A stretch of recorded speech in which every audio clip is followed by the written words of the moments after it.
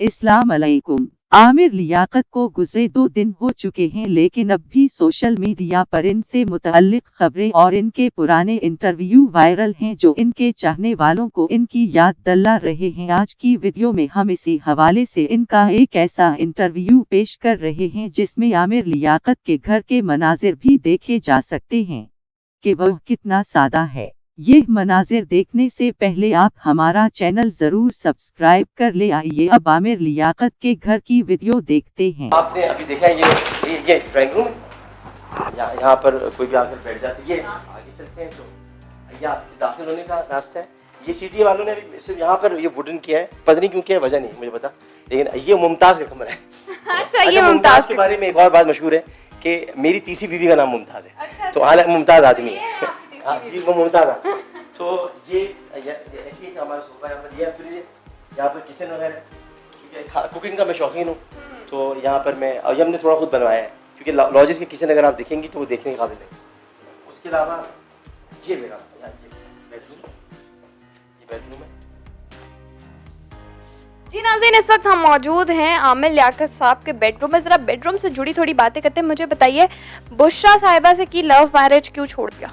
बुशरा से love marriage नहीं थी, बुशरा से अरेंज मैरिज थी। अच्छा। और ये कहा क्यों, फिर खबरों में ऐसी क्यों बात है कि जी उनसे लव मैरिज की थी, आपने उसको दुरुस्त क्यों नहीं किया? मैं तो दुरुस्त किया, बहुत मरतबा कि अब आपकी नस्ल बड़ी हुई है, अब उसके सामने दुरुस्त करना पड़ रहा है। मतलब मैं तो करता आ रहा हूँ दुरुस्त, अब उसके बाद अगर 10 साल बाद एक और बच्चा आ जाएगा पूछने के लिए तो उसको भी दुरुस्त करूँगा।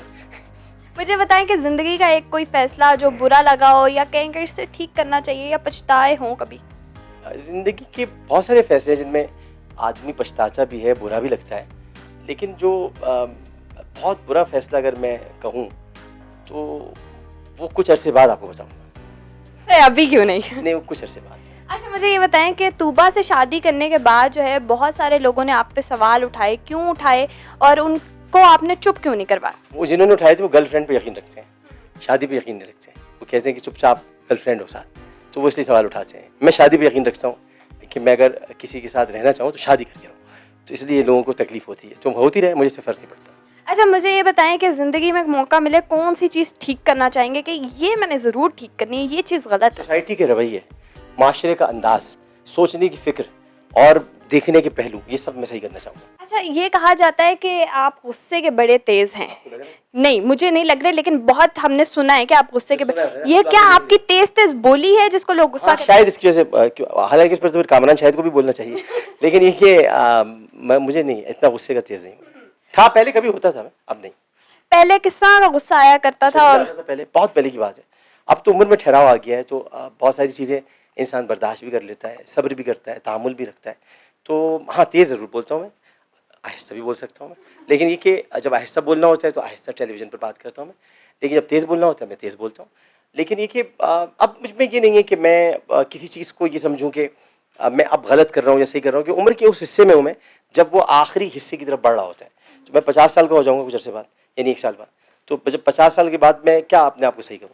मैं कहता हूँ कि जितना बदलना था हमने खुद को बदल लिया, अब अगर कोई चाहते हैं हम बदलें तो अपना रास्ता बदल लें। बताइए कि बहुत आपने जैसा इनाम घर का एक ट्रेंड चलाया, उसके बाद कहा जाता है कि फाहद मुस्तफ़ा ने आपको कॉपी करने की कोशिश की, आप जरा आपने भी लहजे में कह दिया, ऐसा कुछ है? में थोड़ा सा इख्तिलाफ एक था किसी 2-4 बातों पे, वो फहद की कॉपी करने की वजह से नहीं था, अब कुछ उसकी बातों की वजह से था, लेकिन फहद मेरा दोस्त है, भाइयों की तरह, अब कोई ऐसी बात नहीं है। सर, मुझे ये बताइए कि आने वाले वक्त में हम आमिर लियाकत हुसैन को कहाँ देख रहे हैं? मैं तो अपना वज़ीर आज़म देखना चाहता हूँ, आप कहाँ देख रही हो एक अलग बात है, मैं तो देखना चाहता हूँ अपना वज़ीर आज़म, मैं खुद देखना चाहता हूँ। सर, ड्राइंग रूम में बैठेंगे, आपसे कुछ सुनेंगे।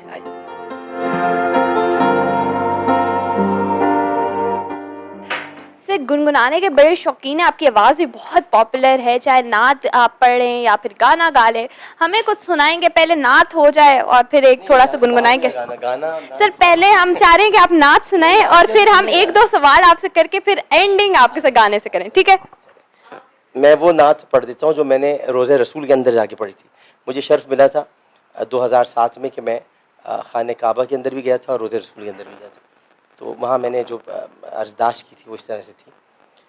मीठा मीठा है मेरे मोहम्मद का नाम, मीठा मीठा है मेरे मोहम्मद का नाम, उन पर लाखों करोड़ों दुरूदो सलाम उन पर लाखों करोड़ों दुरूदो सलाम। सैयदा ज़हरा तैयबा ताहिरा, सैयदा ज़हरा तैयबा ताहिरा, जाने अहमद की राहत पे लाखों सलाम। मुस्तफ़ा जाने रहमत पे लाखों सलाम। सुभान अल्लाह। अच्छा सर, मुझे ये बताइएगा कि लोगों को क्या मैसेज दे रहे हैं आजकल यूथ के बारे में, आप क्या कहेंगे? क्या खराबी है, क्या ठीक करना चाहिए यूथ को स्पेशली? यूथ को तो टेक ओवर किया भाई इमरान खान साहब ने, तो वही देते हैं मैसेज, वही देते हैं, या उस्मान डार। तो मेरा तो यूथ को ताल्लुक ही नहीं है। जो दो आदमी से पूछा जाके यूथ को क्या मैसेज दे रहे हैं, फिर भी थोड़ा आपसे जानना चाहिए। सारे उन्होंने कब्जा किया भाई यूथ पर, तो मैं क्या कर सकता हूँ? तो वो बताएंगे आपको, उस्मान डार बताएंगे, उनसे पूछेगा यूथ के लिए क्या कर रहे हो। अच्छा सर, वैसे ही लोगों को क्या पैगाम देना चाहेंगे, ये तो बता दें। बस यूथ को मैं कहना चाहूँगा कि वो अगले इलेक्शन में बूथ पे जाकर ज़रा अच्छी तरीके से वोट दें, इसको भी देना।